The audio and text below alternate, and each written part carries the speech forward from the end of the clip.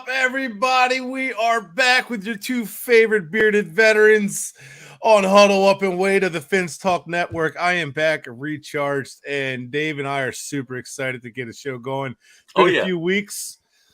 Maybe we got a lot to talk about, but we're not going to catch up on everything today. Hey, this just ain't happening. But I swear, if a certain quarterback is mentioned in the comments, I got my beers ready.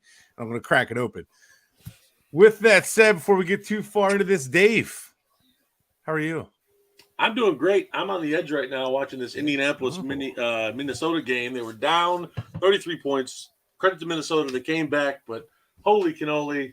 I think old Matty Ice got the fourth down conversion. I think the game might be closed out. Oh, no. So it's a good day for Packers fans if that's the case, if he did convert, because that means Minnesota takes another L and they can't close out the division. It's weird. It's almost like people should relax, because the Packers were struggling, and that whole entire division is not very good.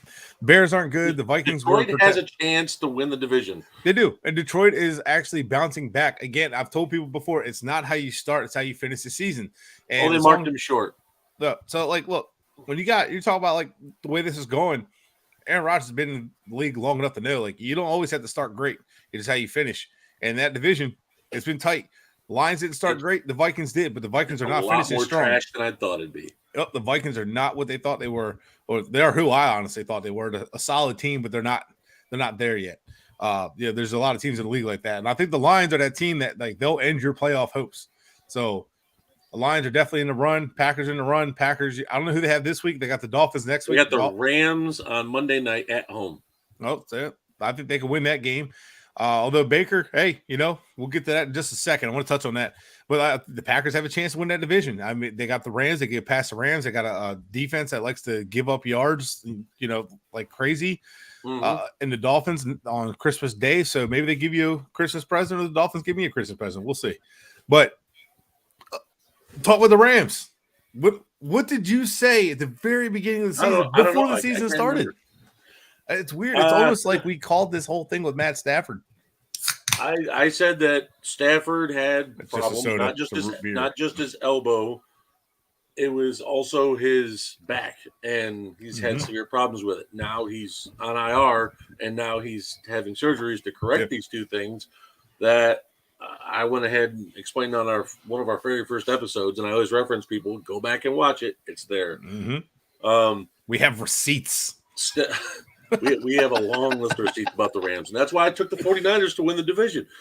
I said, if Stafford is truly injured, I'm going to take the 49ers. And everyone's like, what? They're defending Super Bowl champs. I'm like, Von Miller's gone. OBJ's gone. Yep. And then, lo and behold, Aaron Donald has been on he has been injured. Not on IR, but he's been injured out the last couple weeks. Cooper Kupp is on IR. The three main guys on this team. Super Bowl hangover is just really hurting them. And then Von Miller got hurt too. This is bad. Yeah. I mean, Von Miller got hurt, and obviously he's not playing for them, but on his new team, he ended up getting hurt. You still see the effect. It's. I'm telling you, like, people don't understand. Why do teams that make it to the Super Bowl have so many injuries the next year? Well, it's just the way it is. Like, that's a long season. Like, it's a gauntlet to the Super Bowl, even with the week off. So it's tough. It's tough to overcome. That's why it's so tough to repeat. You know what? And I just, it's not that I hate on the Rams. I respect them because I respect McVay. I respect Les Snead for the way they go about things. But this year, McVay, once he started seeing Stafford's elbow kind of go in that first 4 games, and you could see it every second half, it was just I'm grinding my teeth because I'm like, dude, pull him out. Tell him he has to get surgery. So he's not affecting 2023. Now all this stuff is going to go into 2023 because of those rehab. He's going to eat up into his OTAs. He's going to eat up in training camp, possibly a couple weeks into the season. He's going to affect the season next year because of McVay not telling Stafford, hey, you got to do this, because Stafford's going to play no matter what. He's literally the the Black Knight off of Monty Python's Holy Grail. You can cut all of his legs off, arms off. Come back, you bloody fool! I'll bite your legs off. He's going to do that. He's going to go ahead and fight to the nail and tooth and death, everything. And there goes the Vikings, Dalvin Cook. Oh my God! I picked the Vikings to win today. Touchdown? They just made a 36-point. Oh no, they got to make a 2-point conversion. I don't even have it playing right now. But I bet I probably should. Sorry, folks. Yeah, sorry for the live updates, but I'm just no. Keep up the live updates. I like it. We're a football show. We're a unbiased full NFL show. Okay. Tallied So a 34-3 rally in the second half, and I was trashing the Vikings at second half because 33 points, folks. Who comes back from that? And yeah, well, I mean, they came back. I mean, that's pretty big collapse, and it just shows you where the Colts defense is. It's a shell of itself without. I'm drawing a blank on his name. What the hell's his name? You're talking about Mr. The linebacker. Darius no. Leonard. Well, their defense coordinator last year, Eberflus. Sorry, I was drawing a blank on his name. But also too, losing a guy like their inside linebacker I just mentioned also has a big effect. Well, no, I totally get that, but like. I think it shows. I don't think Frank Wright's a bad coach, to be honest with you. It's they just tied the game, 2-point conversion, 36-36. Oh, here we go. It's a game now. Oh my God. We would talk about pretenders. I mean, and we're watching a possible pretender or a team that's starting to decline. I still think they are with the Vikings. And we're looking at this right now with this game, and it's all tied up now. But now we know the Colts are a struggling team, but there's some teams that are starting to show that they got off to a hot start and they're starting to stumble. They're starting to slip up, and then there's some teams that are starting to heat up. And this is where we start seeing teams separate. And we saw the Jets were having a good year and they were doing good and they battled with the Bills. And then the Bills kind of showed them why the Jets are still the Jets and they're still the Bills and why they're still a good team. And they kind of separated that and they kind of like bullied them around a little bit, controlled the line of scrimmage. And Josh Allen is just, honestly, I know he's not like numbers wise putting up having a great year, but every time I watch the Bills play, Josh Allen is constantly making plays when they need him most. And I know he fell short in a couple games, but he's like carrying them. He's like trying to make up for all that. And sometimes I think he's presses too much, but at the same time, they don't have a run game. No, and he's been a big reason they have any type of run game. And Singletary has been pretty solid, but they just don't commit to the run enough, and it's causing the struggles. But Josh Allen is making up for a lot of their shortcomings in offense. I mean, yeah, especially now they got Cole Beasley bringing in, and OBJ's knee obviously isn't healthy enough, so they're going to sit there and they bring in a veteran guy who knows the offense. He's played this before, so they added more weapons in to help Josh Allen out because as much as he's had good games this year, Gabe Davis has disappeared as wide receiver too. Yeah. And has not helped out Stephon Diggs, and Dawson Knox has been all right, but not this homecoming of what people thought he could be as a Bills tight end. So Isaiah McKenzie, he's a fun little slot, but he's not like he's not reliable. He's not a good I think he's more of a fourth or fifth guy more than a punt returner, special teams guy than he Cole is. Beasley is what they need is a veteran wide receiver to work the slot, and Matt Ryan down for a sack or a traditional tight end. That's something else that they don't really have. Like Dawson Knox, not a bad weapon, but I think he's more of that secondary tight end. I also think part of the Bills' problem that I've noticed, I don't think Dorsey is calling the plays as well as Brian Daboll, and I think the Giants, a team that is starting to take steps back now, which it happens. I think Brian Daboll has actually done a really good job with the Giants, and no one expected to be them where they're at right now. Well, no, and I even said they're going to be a surprise team and better than people give them credit for. But even to the point where they were, I didn't think it was quite that much. I just thought they're going to be a team like, man, they're building something, and they are. But like the record's way better than I expected, and it might finish about what I expected them to do. But I didn't expect them to go on this run. But Daboll has shown he's overcome a lot of injuries and stuff offensively, and he's done a lot with very little. So I think the Bills are feeling that loss of him. But the Giants, to transition to the NFC East, I think the Eagles have shown that they're the king, still pretty much the best team in the NFC for now. Yeah. But I think the Giants are starting to like fall back. The Washington, I don't think they're getting hot so much, but I think they're playing well, but I don't think they're playing well enough to make the postseason. The Seahawks have kind of tapered off as well. Mm-hmm. The 49ers, I think, are probably the hottest team right now in the league. Oh, yeah. I think they are on fire. For the NFC Championship game with the Eagles, the fact that they brought in a third string QB and he looks as good as he did. And coaching, it's just, man. Yeah. And it's kind of Kittle, Shanahan's a beast. And trust me, I've explained this before. The reason the Shanahan offense works so well in San Fran and other places, one, Kyle Shanahan knows the offense so well. But George Kittle is the key to that offense. They Oh, could yeah. run block with them. They could, you could do deep route, short concept, screens. You can do everything with George Kittle on the field, and you don't tip your hand. Excuse me. So he changes their offense quite a bit with the limitation at quarterback. However, they're coached up so well, and Brock Purdy has done a great job. And what Kittle said about Purdy, that he's been confident and that he is just kind of like He throwing looks like a balls with 4-year confidence. veteran instead of Yeah. being a rookie. And players feed off of that. They like that. They don't want a guy who's timid and scared. Like, get off the field if you're going to be that way. And Purdy just come out there like, screw it. I was undrafted. I was nearly undrafted. So like, I'm Mr. Irrelevant. I might as well make myself relevant and have some fun with it. And hats off to him. In Seattle on Thursday night on a short week. Yep. That was great. And he did it with no other. They did it with no other running backs besides CMC. They had like Mason, that's like a fourth stringer, but yeah, the guy behind him has gotten hurt. And CMC carried the load Monday, and man, he showed he can still do it. And he showed up in the Miami game. No game planning, obviously. Showed up as the backup. Jimmy G gets hurt, and here he is, steps right in. And the defense was coming after him all game, and he was like, whatever, stood in the pocket and delivered. And I was really impressed with Purdy. But they're hot. Their defense is good. Their run game's good. Their offense is clicking. They're healthy. I think they're getting healthier. Right now, they are the hottest team in the league, and I think they're right on the Eagles' heels. And the Eagles, I think, are still a damn good team. They're built so well as part of the thing too, and their run game works so well. But both teams, you got questions at quarterback. Can the quarterbacks lead them further? I would trust Jalen Hurts more than Purdy just because we don't know what Purdy is in the NFL right now. But you never know. Maybe Purdy's that next late pick that like shows up and quarterback was steal. a 6th rounder, man. We don't know. Right.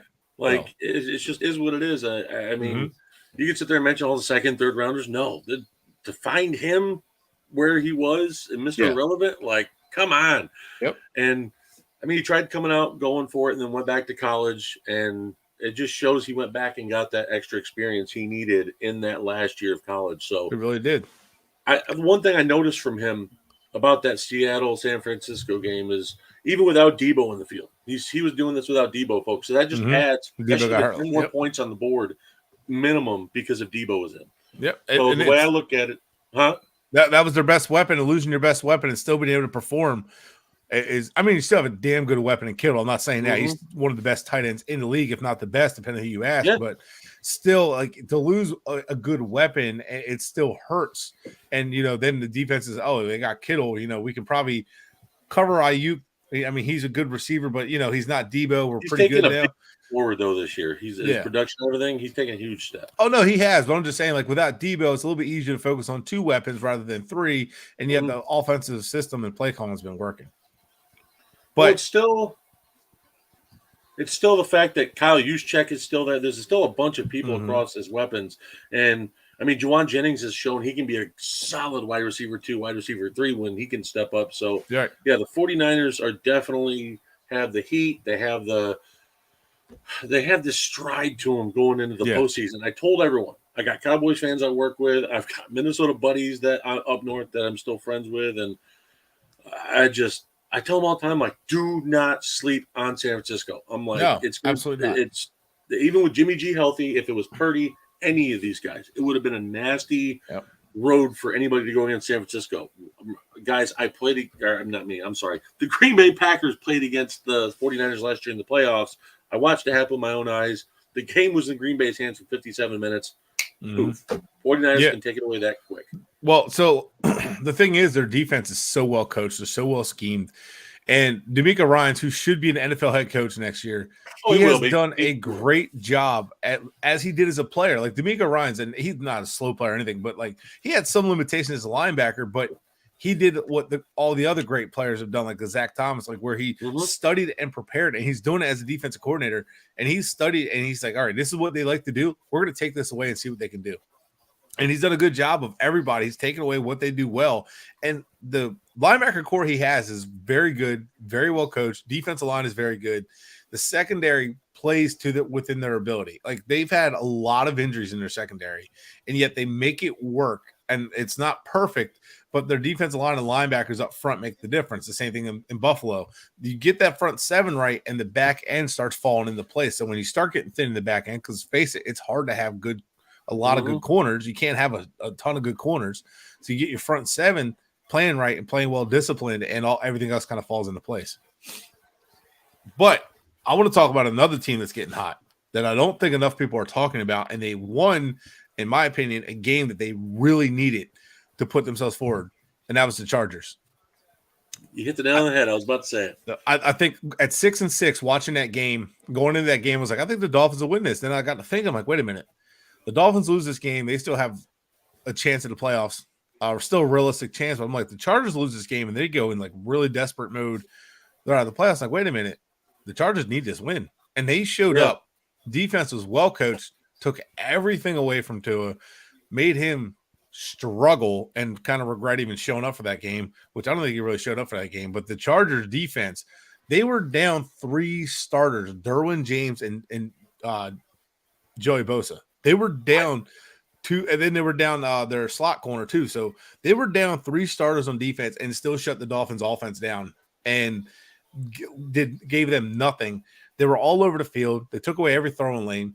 And then offensively, Herbert was taking it all day with the defense giving them and then making them pay downfield. Like the Chargers won and did what they needed to do to win, and they did it convincingly on primetime football. The Dolphins needed that win.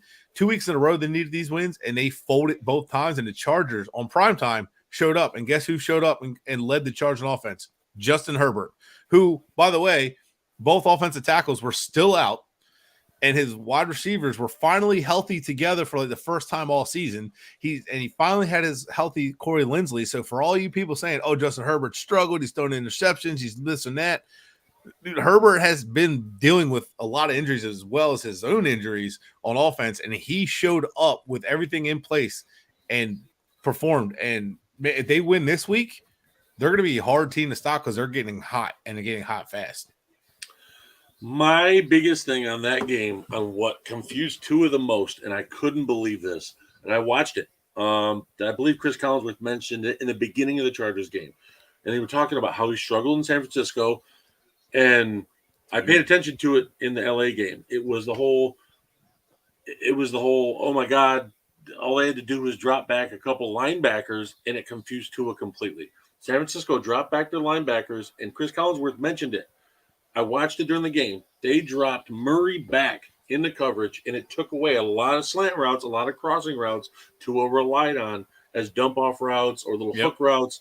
And, man, Murray was on top of it. They could not hit anything inside for anything. So I just sit there and think, if a simple defensive coordinator can say, guys, we're going to drop back the linebackers, it's going to take away his game completely. It ruined Tua in 2 straight games. And everyone can say, oh, he hit the pass to Tyreek. Tyreek's usually good for 1 touchdown down the field for 40, 50 yards because of his speed. That's no question. Yeah, and it was a good pass, but it was a clean pocket too. So, like, whatever. But the thing is, their only other touchdown came off of Tyreek getting a fumble recovery and taking it to the house off of the wackiest play I've seen in a while. Yeah, and don't get me wrong, it was a great play, and I'm really glad, like, Tyreek, who's the MVP of the Dolphins, is there. But, like, that was luck. Sometimes it's better to be lucky than good, but 17 points in back-to-back games is not a playoff team. And in my opinion, as hot as they were and as the winning record they had, it doesn't matter if you can't win in December. They're 0-2 in December. And I feel like those two were going opposite directions. Yeah, the Dolphins could sneak in the playoffs, but I think the Chargers are getting hot. And I think they're a team that's like the 49ers, but in the AFC. Joey Bosa is coming back soon, folks. That should be right around the corner. Derwin James, Joey Bosa. We're talking guys that could set the tone. Game-changing players. Like, and they still have Khalil Mack. They still have Murray in the middle. You know, they still have a good defense, and they're hopefully they get Slater back. You know, all of a sudden they're getting healthy, and all of a sudden now Justin Herbert's healthy. Like, now they're ready to go, and now they're ready to sling it. So if they could stay healthy, holy hell, this team is dangerous. And Justin Herbert is looking better and better every week. But the Dolphins scoring 17 points 2 weeks in a row is an alarming red flag. Like you said, it was simple taking the slants, the curls, the quick routes away. And then he's not even throwing to his underneath receivers who have 10 to 15 yards of space and all the speed those guys have. McDaniels adapted to it. Fine, you want to take it away? take it away. I'm going to run Tyreek and Waddle to the outside, but Tua would never throw to the outside the hashes. And then when you see that happening outside the hashes, when it was available and the defense will flow to it, you have a swing pass wide open on the right, and you can run it down for 10, 15 yards and do what Herbert did. Herbert just took what the defense gave him, and it picked them apart all game. I mean, we never doubted Herbert. Me and you have been on Herbert train since he was drafted. We've known that. But for all the Emmanuel Achos, for all the Tua stands, Evan, this is pointed at you before you said he was bad last week. All the Tua stands, please take a step back, eat a big plate of crow, because we've told you this. It's Justin Herbert all day long. Mm-hmm. If he was on this Miami team since the draft, my God, they would be. Can you imagine Tyreek Hill, Jalen Waddle? Gesicki would even be used because Herbert uses the tight end. Yeah, it doesn't even matter if it's the wrong offense for him. Herbert relies on Gerald Everett, a nobody, as a tight end, and he produces with him because of the fact he relies on his safety nets. Gesicki, I've seen wide open plenty of times, and Tua just nope. And I've seen it. Something that a lot of people don't understand what separates the good and quarterbacks from the great. Now, I'm not going to sit here and tell you that Tua is a bad quarterback. He's he had a really good year. Yeah, he's a good quarterback, but that's it. He's like a Kirk Cousins style quarterback at best. But those guys are always pressing, always looking for the big play. Where guys like Brady and Manning and Breeze, Herbert's doing it. Rodgers used to make a career out of it. They'll throw the jabs. It's like a great fighter. They'll throw the jabs all day long and open you up. And as soon as you start being vulnerable, that's when they hit you with the haymakers. Brady was the king of it. Oh, yeah. Brady was an absolute king. He'd hit 10 5-yard chunks all the way down the field, and then a 25-yard post route opens up. And Brady knew it. And Andy Reid's offense is based on it, too. Like, Andy Reid knows, hey, if I dink and dunk you all day long, I will wear your defense out. And when your defense is worn out, the big plays are going to happen. The big runs are going to happen. And then once we have the lead, like, late in the game, we're just going to run the ball down your throat because your defense is gassed. So, like, and that's what works. And even the Seahawks did something similar, so, like, it's also a system thing, but, it's the play calling is there, but that's what separates a lot of these quarterbacks, the patience. Rodgers made a career. Like, you remember early on the West Coast offense, you want to play back and take away his deep shots, that's fine. You take Jordy Nelson out all game long. He's going to hit you underneath with the Randall Cobbs. And then when you start cheating up, Greg Jennings, all of them. And as soon as you start cheating up, all of a sudden, now the deep passes are hitting. Now he's like crushing you deep. He's making audibles at the line of scrimmage saying, all right, they're starting to creep up now. Look at that safety walking forward already. Call the audible and Jordy Nelson or Greg Jennings deep for the touchdown. Like that, it's patience, setting it up. It's a chess match. You're just kind of letting them play into it, and that's what separates the good ones. And right now, Herbert understood that. Like, I'm getting rushed. That's okay. I got Eckler. I got these other guys. I'm just going to keep dumping it off to him, and then boom, Mike Williams deep on a back-breaking drive. Like, oh, man, the Dolphins got us behind the sticks. Oh, shit, big play to Keenan Allen or Mike Williams, and like, shit, here we go, Gerald Everett. So it's like that's what separates them, just the patience, the understanding.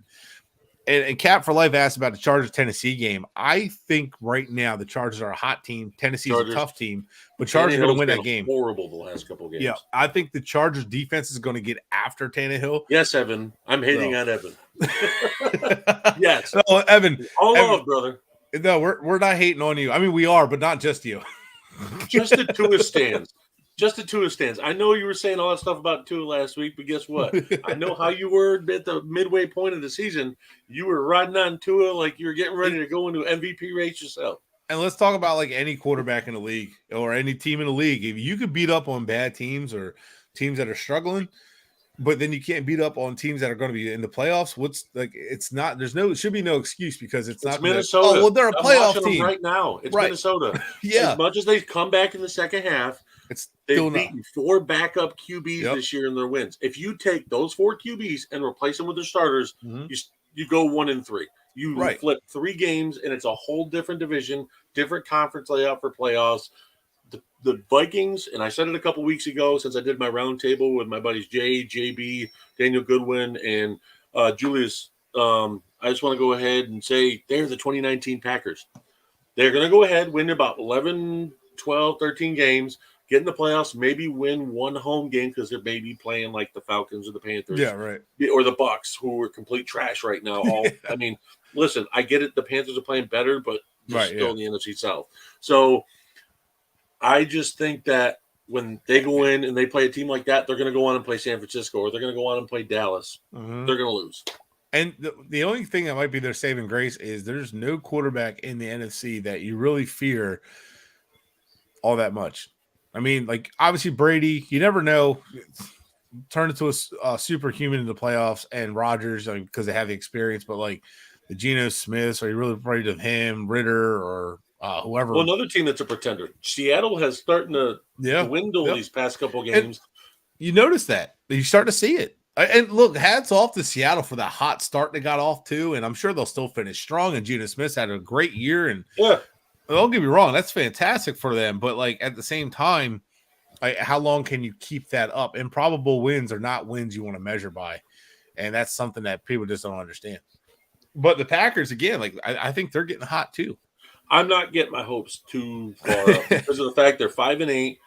They dropped some games to teams like the Jets, who I've watched completely get obliterated after that. I mean, pre-Mike White, Zach Wilson was atrocious. They dropped a lot of games with Zach Wilson, and that's why I'm like, we lost to Zach freaking Wilson, and now I'm watching Daniel Jones become Daniel Jones again, like the bad Daniel Jones. Right, yeah. And it's just happening to see all those teams now, and then I'm watching, I'm like, how did we lose to those guys? And like you said, they got off to a hot start. They figured things out early, but then now teams have adjusted who were better. You're starting to see.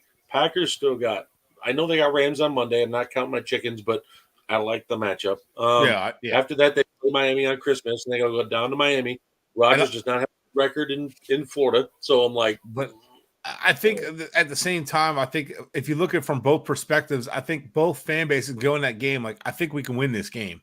So I think that's one of those games where either side feels like, this could be a win. It could go either way. And I don't think anybody would be really surprised. I'm leaning Miami's way. As much as I love Green Bay, it's just the fact that I think it'll be Miami winning, but at the same time, I do think it's a winnable game for the Packers. I will see. I got to see what type of mindset Rodgers goes in with in Florida because, like, Tampa Bay, you saw it. They still won earlier this year, but in the second half, he couldn't hit anything. Yeah. And it's just once a turnover and mistake happens, it seems like lately Rodgers just clicks and he's in this negative mindset and it throws him off. So I'm not counting my chickens on that game. Minnesota looks beatable. I don't care if they're playing 36 with the Colts. It's the Colts. They just lost to the Lions the week before. Minnesota's vulnerable. Against Miami with backup quarterbacks, they struggled. Against the Jets, they struggled again. They beat these teams, but they didn't look great beating these teams either. Yeah. So, like, again, like the Jets, they played a lot of backup quarterbacks and won, and they've held tight in certain games, but almost doesn't count. So the Jets and Vikings to me are kind of pretenders. The Vikings or the Jets are on the outside. But who would you put? Like, I mean, let's do it this way. Who would you put as a team that you think is a sleeper that is maybe either in the hunt or in a wild card that you think you don't want to see? I got one right now. Washington Commanders. Yeah. They're getting back Chase Young soon. He's going to be like, they're just kind of walking him along, and they've already activated him off IR. I think next week is his last week, or it's either this week or next week. They can't. They lose him for the season if they don't activate him, and because they opened their 21-day window a while ago, and Heineke has gone in and had a ton of symmetry with McLaurin. Wow, forgetting his name. The Carolina Panther, number 10, that went to Washington. Can't remember his name off the top of my head. What? Curtis really? Samuel? Yes, him. Curtis Samuel. I mean, no. See, and then when he said number 10, I'm like, what? Oh, yeah. Guys like Dotson and the rookie Dotson, and now Logan Thomas is starting to get going again. Yeah. Like, Washington is the team that knocked off Philly in that game. So I'm not going to sit there and say it's hard to put that in the rival games.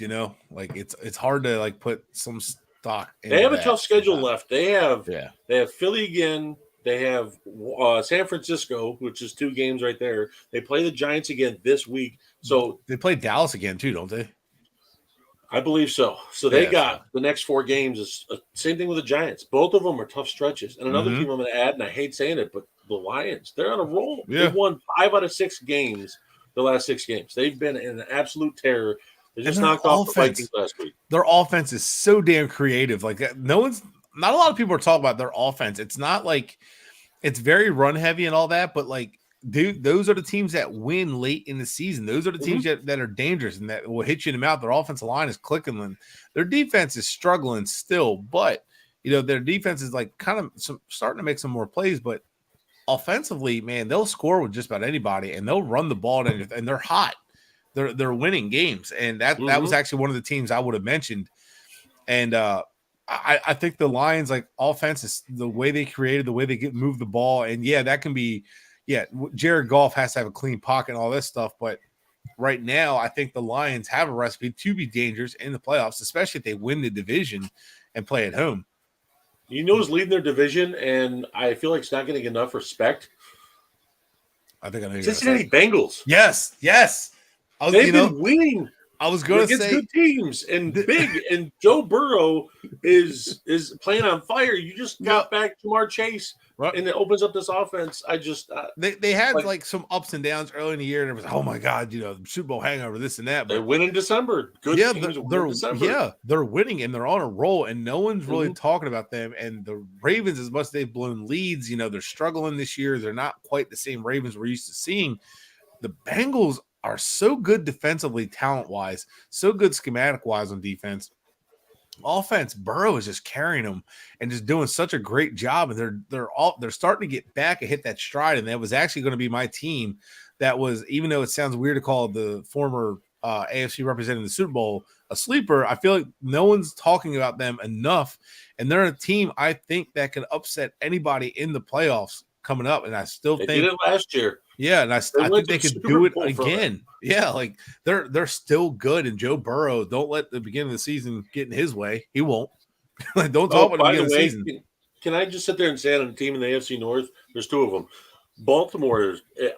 What are they going to do to help out Lamar? I don't know. Don't know what else. Lamar has clearly said he wants to get paid. He's cut off contract talks. Like if I were the Ravens and I know he's not going to talk, I would come with a mega deal right now and say, we'll sign you right now for this amount, what you want, get it out of the way, go in next offseason. But they're not going to do that. Ravens never pay. Last time, they're scared of it. Last time they paid a big QB was Joe Flacco, and it blew up in their face. They lost everything because they don't. I don't know if they have a plan, but so they're going to have the ball's kind of in their court at the same time. It's going to be too much to franchise, and they can't do it. They have 2 years of franchising, but that would kill their cap for 2 years. So they're gonna have to do something, a trade. I don't know, but the only thing with the Ravens is offensively they kind of lost their way a little bit, and a lot of people want to put on Lamar Jackson, fine, but their receivers are struggling to get open and struggling, and the system is I don't know. It's just not the same. It's not the same Ravens we're used to seeing. Something's off about them. Like Lamar's not sharp as he was. He's not as explosive. We're not making as many plays as he was. It's and then they're starting out hot though. They can't close games defensively. Now, if they can figure out what they're doing wrong defensively and close out games, I think that then that's when the Ravens become dangerous. Whoa! But until that, big development. 1 second, the Vikings got down to about the 40-yard line of the and they're punting team, and they're punting. Why not take the field goal attempt? You're still gonna. I guess they have faith in their defense. Which, to be fair, the Vikings defense isn't terrible at all. No, it's pretty solid defense. But I mean, not today. It's not showing. They've given up 400 yards plus in I think almost every game they've had this year. Dude, they're terrible. Their defense should not be that bad. I don't understand it. It just happens when you have Ed Donatel as a DC. I've watched it happen in Green Bay before. Ed Donatel plays – their middle of the field is wide open. Always. Well, their defense has the talent, so I don't understand what's going on here. Yeah, Patrick Peterson is trying to have one last run at it. It's just not – I mean, their edge rushers and linebackers are pretty solid. That's what I'm saying. Their edge rushers are awesome, but when you get to their safeties, Harrison Smith is banged up and he's playing hurt. You have the Sine guy. Oh, yeah. He's playing hurt. I mean – Sendejo? Well, no, not Sendejo. Sine, the rookie. Remember the kid out of Georgia? Sendejo's not on the Vikings anymore. God. I'll say who's Sine. No, Louis Sine is. I think he's either playing hurt, if I'm correct, or he's about to come back from IR. From what I was reading, I think he was in this game. He's number 20, I believe.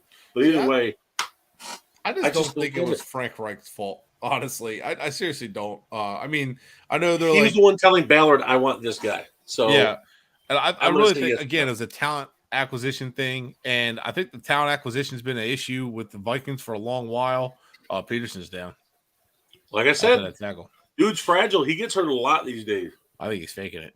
As soon as the trainer got after he popped up. Oh, look, now he's starting to get up. Look. He's like, no, nothing's wrong. Nothing's wrong. Yep. He didn't want the Colts to get rolling. Wow. Dude, did you see NFL is starting to bust down on that? I did see that, and that's going to be a big thing because I feel like teams are trying to sneak ways into it. And the NFL, for a while, was cracking down on that. They were finding players and all that.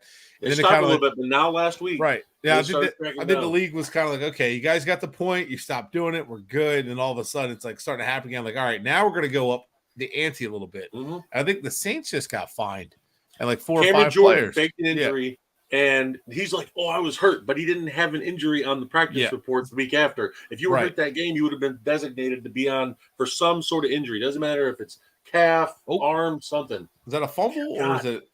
I think that's a forward pass. That's a forward pass. He was trying to shovel it and he lost control. Well, that's so let's talk about that for a second. So here's the thing with this that kind of gets in the way of faking injuries. Like, how does the NFL know they faked injuries?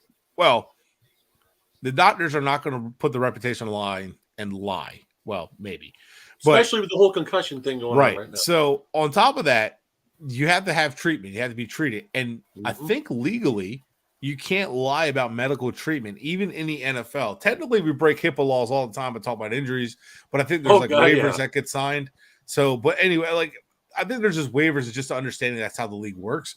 But legally, they can't lie about your the treatments. So, like, Jordan got hurt, but then he didn't get actual treatment. It wasn't on the injury report, and if he wasn't on the injury report, tent. You're supposed to go to the blue tent, at least get evaluated, and he got nothing. And if he was like legit hurt, then he would have got treated and would have been on the injury report. They do the injury report for obviously advantages, and you're not hiding nothing. But like, he wasn't on that at all, so that's how they know. Like, okay, he faked it. It has a lot to do with that, and it's pretty obvious. But yeah, I mean, and rate of play at the same time. Like, you can't fake an injury. The other thing I see all the time is trying to hold a player down to keep the ball from being reset. Dude, I hate that. I hate that shit because it's like, or they kick the ball. Yeah, like that's like delay a game. So it's called sometimes. I've seen it called, but it's a rare thing to happen. And it should be called a little bit more. But here's the problem with the NFL. They get so focused on one thing, their hot topic item. And that hot topic item, just to shut the fans up, becomes the main focus. And then everything else falls by the wayside. And they're like, well, how come we're not calling this? All right, this is the next hot button thing. Okay, well, how come this is called? All right, that's the next hot button. Like, you need to just say, why are we missing so many calls? Let's focus on everything and let's retrain these guys and make these officials full-time employees instead of seasonal employees. Well, yeah, because the roughing the passer calls have been horrible. Mm-hmm. Like, I just watched one with DeForest Buckner hit Cousins clean in the chest, no helmet to helmet, and then they call the penalty for it. And I'm like, and not to be biased here, but the Jalen Phillips one, what else is he supposed to do? That was the like, most clean sack I've seen. And I couldn't believe it. He even braced himself. You saw his arms go down. I just saw one the other day where a defensive lineman was bringing him down. Yes. Pretty much. Sorry, folks. I'm anti-Vikings. But he brought him down, and the defender wasn't even like on top of him. Like, he tried to like pull himself up, and he like did everything he could, and the quarterback still fell to the ground. They still called it roughing the passer. Like, what is he supposed to do? And he's moving so fast, like 300 plus pounds. It's ridiculous. And it needs to be reviewable, but how well did pass interference being reviewable work? It wasn't. I also feel like when that happens too, and they want to kill momentum, coaches will throw the challenge flag. They know it's going to be wrong, and they're going to lose it, especially late in the game. So they haven't used any of them. They're going to throw one, kill a timeout at most, and then when they save their defense. No, that's just bad usage of it because the I don't hate it as a strategy. Like, you know what? If we get it right, we're good. If we don't, then we just use a timeout. But it slows the game down. But that's what I hate. They have the refs have New York in their ear. If they can't sit there and evaluate that within 20 seconds, and a flat comes in 20 seconds after the original 20 seconds, and it's like almost to the end of the play clock. Come on. So that needs to be the statute of limitations. I don't mind there being a view booth for each game of however many people watch it, 1, 2, 3. What about like the AAF that had it, where they had someone in the booth go in, impartial, go in and they can review it on the spot to help out the refs. It's fine, and I like love that. The only thing I don't like is what's the statute of limitations there. So, okay, you get play happens beyond 20 seconds. Like the officials have the game stop. If you can't figure it out within a certain time, you gotta like. But then you can't do it for everything because there's a lot of messy stuff where the refs need to like huddle and go over every detail and figure out, okay, no, that's not a penalty. I'm not going to call that. Or no, if we call that, this is going to happen. Or hey, if we don't call that, this game get out of hand, whatever. So like they try to keep like they discuss a lot of things and go over with each other. And then like they decide whether it's a call or not. But like, so I understand that, but there needs to be a statute of limitations there where New York is like sitting on it. Like, how's that roughing? And then for the league to turn around and say, granted, I like the accountability, but for the league to turn around and say, oh, yeah, they did get that wrong, and we're going to go ahead and maybe talk about reviewing it, that's dumb. Like, so, yeah, you admit it's wrong, cool, but, like, what's that do for the team? And then you admit it's wrong, so now what? So, yeah, the player won't be fined, cool, but how do you fix that? Like, so you're admitting that New York was wrong, so you have a problem in New York where someone's calling it or whatever. And I don't want to get into the whole like Vegas is causing like, the gambling thing, but I have noticed I'm not one of those people. No, but I have noticed that ever since like that's got involved more, that officiating is kind of taking a shitter. But I think it's more of the competition committee constantly wanting to change rules and change what they're focusing on. And imagine if you're at your job and your job's like, hey, new safety rule, you can't do this anymore. Oh shit. Yeah. Like our job was like, hey, you need safety glasses, bump cap all the time in the building. Walk in the building without it. Hey, where's your safety glasses, bump cap? You're fired. Like, what? What the hell? You just dropped this on me. I'm like still getting used to this. But, you know, I'm not saying that's going to that happen. But, you know, it's just like you can't just change the rules and then expect people to stay up on them. That's all. No, I get it. I get what you're saying there. What do you say we go ahead and jump into some top 5 games for this weekend? Top 5 games for the weekend. All right. So I got some lined up if you're not ready, sir. No, go ahead. Good. I mean, I'm going to come out and nail the biggie in my opinion. Well, not the biggie, but it's one of the better ones. I mean, we just mentioned the teams, Giants and Commanders, 2 different teams going on 2 different directions. Giants are a downswing. They can save the season with a win, but Washington just been getting some W's lately, and they're getting Chase Young back soon, and their defense is playing well. So it's got some meaning in there. Keeps Washington needs to win to keep in this playoff race, and they're both in the wild cards right now. So that's how big of a game it is. This is their playoff lives essentially with the tough games they both got left on their stretch. Right. And Brian Robinson for Washington looks great. Oh yeah, he really does. That dude was shot in the freaking offseason. He came back 8 to 10 weeks later. And he's playing out of his mind for Washington. I love it. I mean, to me, he should be – I know he's not – he doesn't have the stats of like a Damian Pierce or a Kenneth Walker. But this dude got shot twice. But just the comeback. He's the 50 Cent of NFL. I got shot 9 times. So, how many times 50 we lost count? 9 times. I got 9. All right, so I got the next game here. This is who are you going to pick, Giants or Commanders? Who am I going to pick? Who am I gonna... See, look, you were trying to skip the best part, folks. I tried to give you a good I don't one, know. And he just ran over it because I didn't want to pick it. Because I don't know. Like it's both teams need to win. Both teams like that's tough. It's really tough because I think I want to lean the Giants, but I feel like it's going the opposite direction. So, you know, I'm going to go Washington because they are tough. In Washington, too. Yeah. It's the home turf, FedEx Field. Yeah, I'm going to go Washington because they are the hot team. I think they're a hotter team. I think they're trending in a different direction than the Giants. So I'm going to stick with that. I'm going to go with Washington on that one. I'm going to go with Washington, too, just because of the fact that the run game has been such a problem for the Giants on the ground this year. They don't have any inside linebackers that are good. Like, they literally cut Blake Martinez because he was that bad. And then because he was injured and just he couldn't perform. Can't stand him. Couldn't stand Blake. But I just – they don't have any of the linebackers there that make me go, ooh, ah. Like, they got some young draftees they've picked, like Kayvon Thibodeau, who looked good, but he doesn't play all front 7 positions. And Brian Robinson and – Gibson has even been stepping up, and that run game for Washington is something Ron Rivera leans on. So I'm going to leave it at that. I think you had a game next game in mind. Yeah, and real quick on that, I think Sure. the Giants are a team that they might start falling apart, but I think they're on the right path. So the next They game, need a new QB, in my opinion. I don't think yeah, Daniel Dimes no, is I it agree with at that, but all. I think overall, like team wise, I think they're building on to something.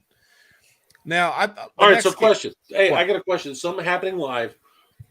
How many times should a player be allowed to go down for injury and then come back in, and then they go down again?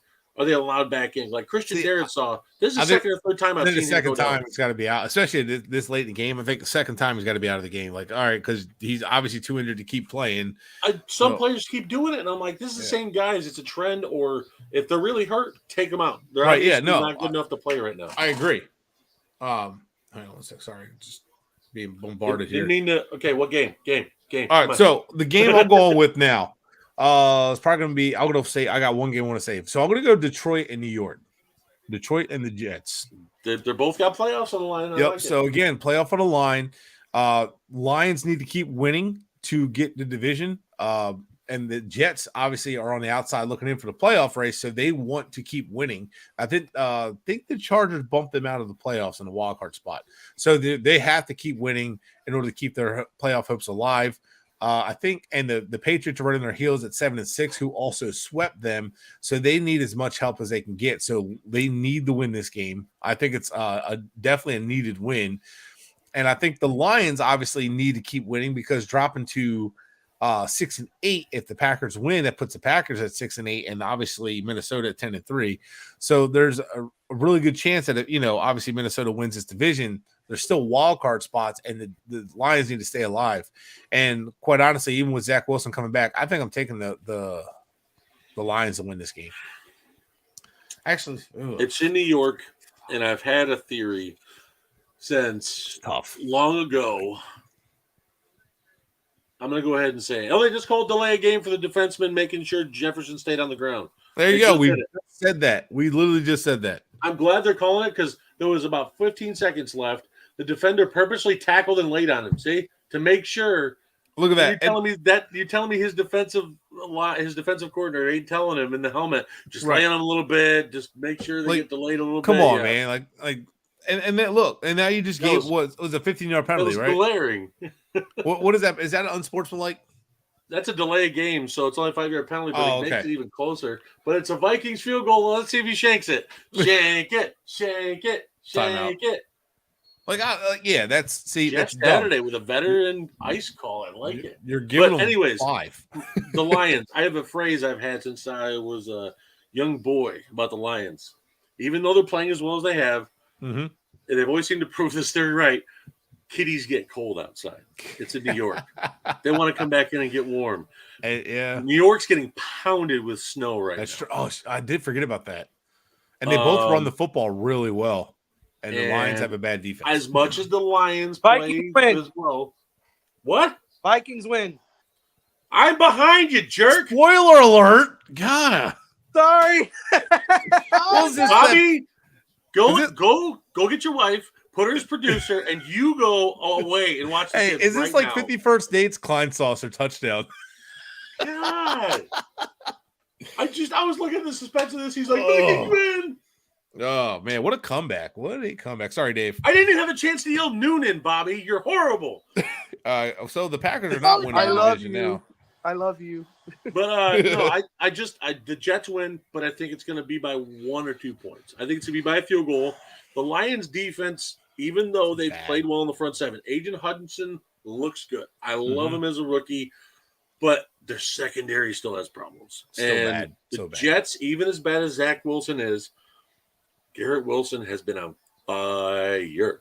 But Garrett Wilson's been tearing it up. But they also have Zach Wilson playing quarterback too. So that's why I said Zach Wilson, as terrible as he is, Garrett Wilson is still a. But I wanted to reiterate that Zach Wilson was playing quarterback because he's bad. They made it to 7-6 somehow with it. So yeah, right. But the Lions' offense, 8th in passing, 11th in rushing.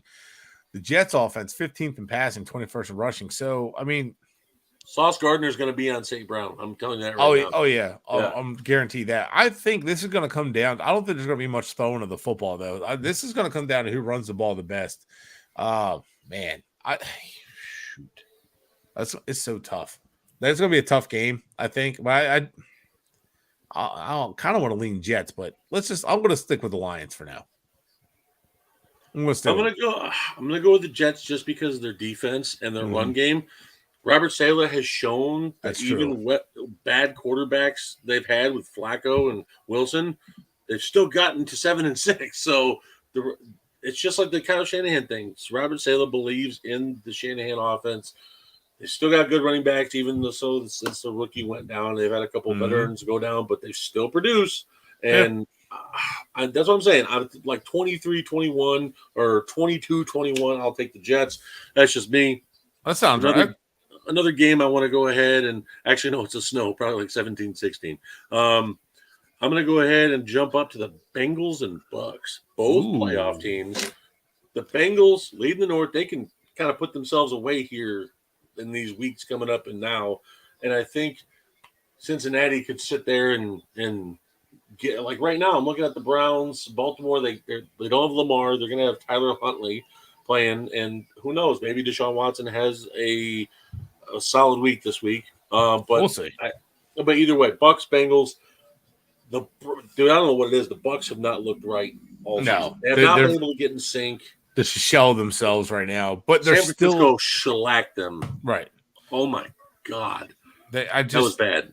I don't think the Buccaneers are going to do anything. I think the Bengals are going to run away with this game, but you never know. It is the NFL, so like weirder things have happened. Would anybody be surprised if Brady and them actually showed up this week and just ran everybody over? No, I don't think anybody would be surprised. So, but I Brady think may make a small comeback if say if it's like within 14, 17 points, he may make a little run. Right. But that's it. I just think the Bengals pass rush has found themselves again. That's another biggie that's was true. A factor last year. That Bengals pass rush, even though they lost Trey Hendrickson, they still got some guys like Sam Hubbard on that defensive line, and it's ridiculous. Yeah, like Sam Hubbard's a beast. Like their defensive line is still really good, and their linebackers are good. Like they play really good defense. I just don't think the Buccaneers. I don't know what's wrong with them. I know offensive line's bad. Nothing's seems to be going right for them this year. But it's like when it rains, it pours for them, and I just don't. I think the Bengals run away with that game. Yeah, I do. I think they win by a good 14, 17 points. I can't ever count out the GOAT. That's what I'm saying. Right, it's not going to be a huge blowout, but the way the defense has been playing. It's something that I don't think that people are like. Yeah, we can't count out the GOAT because we can't count out Tom Brady because you just don't know until we know for sure. We've been down this road. Somebody's like, "Oh, Brady's falling off," and all of a sudden, holy shit, where's this Brady been all year?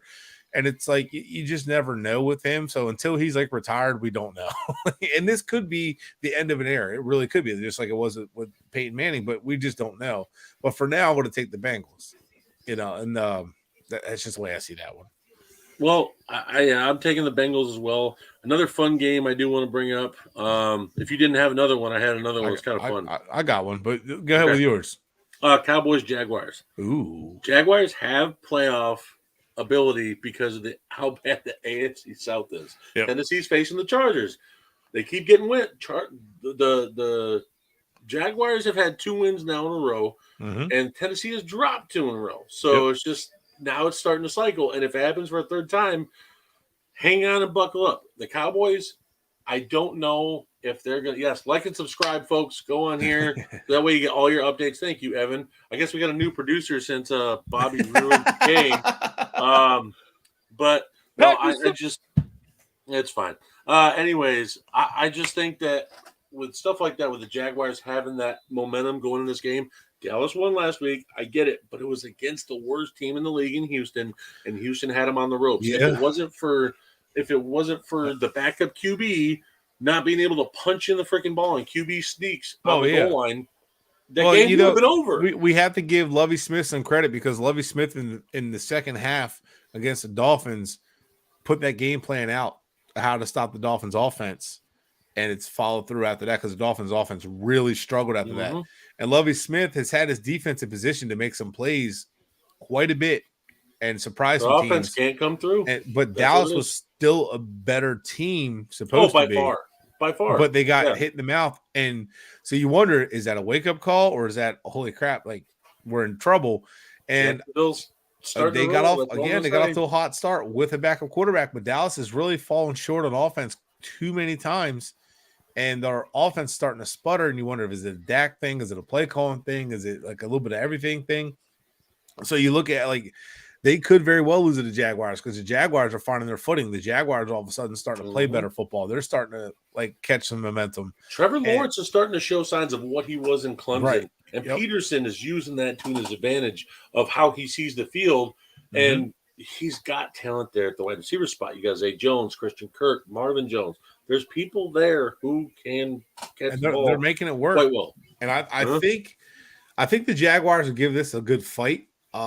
Dallas needs this game. Well, I don't want to say Dallas needs this game, but they kind of do because right now they're such in that big mess for the NFC with the Vikings, San Fran. You lose a game, you're dropping 2 or 3 spots in the seeding. Yeah. So, but with double-digit wins, I don't think Dallas will miss the playoffs. So what I'm saying is, I think that the Jaguars need this game more than Dallas does, which is why I'm calling it an upset and Jaguars win. Okay. Yeah, I think I still got to go Cowboys.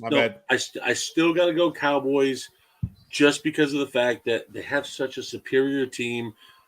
But it's just watching the Houston game last week. Like, they always play and then when Dallas was up on Green Bay 28-14, they gave time for Green Bay to come back and win the damn thing. So it's just the whole thing of, like, the Jags are a team that I feel like gets slept on so much. They do. And we've had Lori on, and she's explained it. The amount of talent they've got. I mean, Trayvon Walker has shown why he was the number 1 draft pick. And he's been a beast. Devin Lloyd is, even though I love Quay Walker, Devin Lloyd has been the best inside linebacker for rookies this year coming in. As much as people want to say Jackson Inborn in Chicago, Devin Lloyd has been a stud. Yep. Now, and Jacksonville's been another team playing with a lot of no-name guys. And their defense is so underrated because they're so young. Yep. That's the thing. Like, in their run game, they keep losing, what's his name? But they're Etienne. Yeah. Yeah, but they have, which is a big reason I didn't want to draft them, or wouldn't want to draft them. But, was it? Oh, Robinson is their running back. Robinson got traded to the Jets. Oh, that's right. Well, who's their running back now? It is Jermichael Hasty. That's it. He's been really good for him. He's been like doing his job. So I think that the Jaguars, honestly, I'm calling this an upset. And while Dallas's defense is pretty good. I like it. I mean, I was just hyping up the Jags, but it's just that plus also too, Dallas just signed T.Y. I feel like they're going to take some deep shots because he's still got that speed on the outside. Yeah. T.Y., Gallup, Lamb, it's Noah Brown's still there. Schultz, you got 5 weapons that can go out and battle the 11th and 12th offense, but Dallas's defense is 5th, where the Jaguars are 27th. Doesn't really mean much. That's just yards. Too many people get caught up in yards this, yards that, and this and that. Dallas's defense gives up the run game way too much. That's their weakness. It's been the weakness the last decade. I don't know why they don't try and go out and fix it, but I just don't understand it. Like, I know you want to play Micah Parsons on the edge. I know, I get it. He's really good. But the fact is, when you switch him out and put Anthony Barr and Leighton Vander Esch back there to stop the run, you're going to have a highway back there. Exactly. And they just lost Jaron Kearse before pregame warmups last week. That's right. He might be out a couple weeks. He's down. They just lost their backup corners. Or, I mean, not their backup corners. The 2 starting corners are down besides Trayvon Diggs. That's the only guy that's left. Everybody else is basically a backup on that DB room. So that's what I'm saying. Zay Jones, Marvin Jones, Christian Kirk, start him in fantasy. Yep, yeah. And I do. Evan Ingram might be too. Yep. Then that's what I think. I just think the Jaguars are going to win it. And to stick, let's stick with the AFC South, since you hit on that, where Jaguars win this game and Tennessee loses. You know, they're all of a sudden we're looking at this NFC or AFC South a little different, and we're looking at my game of the week right now is Tennessee and the Chargers. I think the Chargers, honestly, being the hot team that they are, and being that the Titans are headed in the opposite direction and they're on the road, you know, I think the Chargers are going to win this game. Like, their offense is really good. You know, you're talking the Titans are the 29th offense in the league, 25th defense. And while the Chargers are the 23rd defense, I still think their defense is really starting to show life. They're really starting to show who they are. And obviously the Tennessee sure you're a Chargers fan and a Miami fan?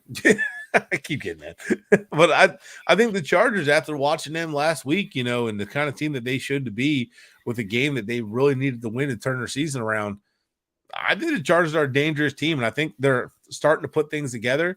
And I think the Titans are in trouble, and I think the Titans are going to lose 3 straight. I think they are too. Their wide receivers have never really shown out. They've had a couple games where the guys have maybe had one decent game here or there, but they don't. Still, Robert Woods isn't producing. I mean, their first round rookie isn't producing. This Nick Westbrook Ikini isn't producing. Like, You it's mean just always trading mixed and matched. You mean trading a beast of a receiver and AJ Brown was not a good idea? That's weird. Oh, you mean the guy that's what was it, 13-1 right now, or 12, Guy, whatever? his 12-1, record is, killing it with Philly. What? No, it's dumb. and is about to murder Chicago. Like, I Seriously, folks, I'm telling you right now. Monday morning, look on the back of a milk carton for the Chicago Bears defense because they ain't showing up to play that offense. Well, I'm gonna say though, like Chargers, I'm picking Chargers by 15, 20 points. Well, I mean, people wonder why. Well, why does the Tennessee offense struggle to run the ball now? Well, because one key factor, Everyone knows they're going to do right, that, and your ability to block on the edge with AJ Brown. So like you lost that factor, and they lost that explosive play. And Burks might be good, but I don't think right now he's not Brown. Brown. He never did any run blocking in Arkansas. All he was doing is running zero routes and trying to catch the ball. That's one reason why it was okay if we passed on him. I would have liked him in Green Bay because of his receiving ability. Right, that's why I love Watson and Dobbs, because you know what they did? They run blocked in college. Yeah. Well, that's part of the reason I think they drafted him too. But to me, like I think the Chargers are just a hot team. And look at Evan, look at his little puke. And I don't know, I don't think they're going to catch the Chiefs, but they can shoot it out with the Chiefs. They won't. And I think the Chargers right now are a team that once they get in the playoffs, they could be a problem. The Chiefs, the AFC is the Chiefs conference. I know Bruno and the Bengals we said could upset, but it's just like Philly. Philly's got that. They're only 3 games behind, but I don't see the Chiefs losing, 4 more games. But the thing is, to make a run. All right. Well, you want me to acknowledge Tua? Oh, all right, hang on. Acknowledge Tua? 0-2 in December this year already? We can acknowledge Tua. You mean the guy who pissed down his leg during the primetime game against the guy that we passed up for him? I mean, he's like, folks, your mascot, Emmanuel Acho, had to come back and eat his crow. Don't start. I didn't even watch it. Oh, dude, I loved it. He came out and he goes, let me issue a formal apology to all the Chargers fans and everybody else who supported Justin Herbert, told me I should have listened. And I'm like, yeah. It just shows you that he didn't begin with. Just showed you he wasn't actually watching Herbert. And he's a hot take guy. He doesn't. Well, I've never seen him do film work ever. Yeah, Ryan Clark. They've always done that. The thing is with him is he's not a bad person or anything, but he's not a bad person. He's just wrong. Right, and the thing is the Tua hype train has started with his agent Lee Steinberg, who is just huge on hype and knows how to sell his guys because he's a salesman. Is what agents do, and that's what he did, and that's what the fan base bought. It's what people bought, and it's all wrong. It's all been wrong. And Herbert is just on fire, and that's not a team I want to see in the playoffs. I'm sorry. No, and then, like you said, they're getting a bunch of people back. He says, I'm now rethinking missing you too. Well, Evan, we never said we missed you too, so I don't know why. He used to be on the Bret hype train. That's right. Hey, look, man, after the last couple of weeks. I saw your Tuber remarks on Twitter after that game, so I don't want you going back and trying to support that man whatsoever. And my absence on Twitter is going to be continuation. I'm not going to stand on Twitter. Bobby informed me of all the Tua comments Evan had made, and I saw him. So don't even try and hide, Evan. You are now a Herbert fan. Just say it. Hey, you know what, though? In a game like that, you have the opportunity to say, did we take the wrong quarterback? Did we take the right quarterback? And a lot of these guys were saying, we took the right quarterback, Herbert this, Herbert that, Herbert blah, blah, blah. And they have all these excuses, lame excuses why Tua is better and this and that. But in the game that he has a chance to show who he is, it was, no one was getting open. It's somebody else's fault. And I'm like, well, you know what? No one was getting open for Herbert, but yeah, they were, because they're the same situation as Tua. He was making it happen. Josh Palmer and DeAndre Carter as his wide receiver 1 and 2 for 4 or 5 weeks. And they still won a couple games with him. And that's the thing.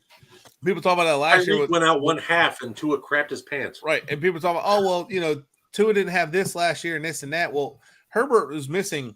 They legitimately said Keenan Allen and Mike Williams rarely play together this year. Their offensive line has not been healthy together this year. Lindsley, Slater, and the right tackle Pipkins, I think, none of them have been healthy together this year. So you're telling me 3 of the 5 starters in the offensive line had not been healthy together. Excuse me. And his 2 starting receivers have been missing time together. You're telling me like that's it? Like I just like Herbert's getting healthy. They're getting good. And I think the Chargers are going to win this game. And I think the Chargers are going to be talked about as one of the top teams in the AFC. But with that, who are you taking that game before we get out of here? Chargers. There you go. All right. I've already said 50 by 15 or 20. I'm not. Your memory is horrible, sir. Good Lord. Dude, it's been a long couple weeks.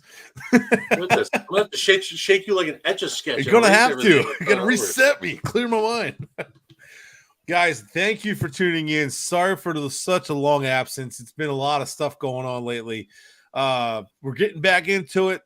As we said, we're catching steam. We're getting hot. We're ready to go because the playoffs are coming up soon. We're going to start finding out who the pretenders are real soon. Evan, we still missed you. Hey, you're still on my hype train. Settle down. All right, guys, that's it for us. Thank you so much. Dave's good to see you. Make sure you guys like, subscribe, all that good stuff. And we'll see you next week.